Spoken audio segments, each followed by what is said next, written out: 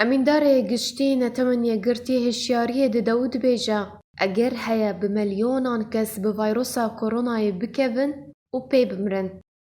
Antonio Guterres ئەمیندارێ گشتی نەتەوەنیە گرتی ڕاگەهاند ku ڤایرۆسا COVID-19 مەترسیە لەسەر هەموو mirovahiyê û got ئەگەر دروبڕبوونا vê ڤایرۆسê de hevkarî neykirin û tedbîr neyên girtin ئەگەر هەیە بمەلیۆنان kes bi wê ڤایرۆسê canê xwe ji dest bidin.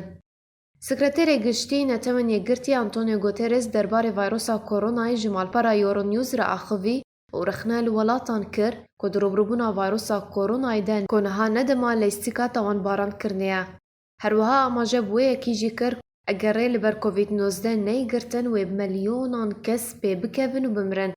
Navborê got ku neteweniye girtî ji bo rûbrûbûna COVID-19 planek mirovî amade kiriye ku wê $2 milyar Amerîkî ji welatên ku asta wan ya aborî kêm e pêşkêş bike. ڤایرۆsa koronayê li Çînê dest pê kir û li dewletên din belav bû. Roj bi roj hejmara hilgirên ڤایرۆsa koronayê jiyan ji destdanê zêde dibe.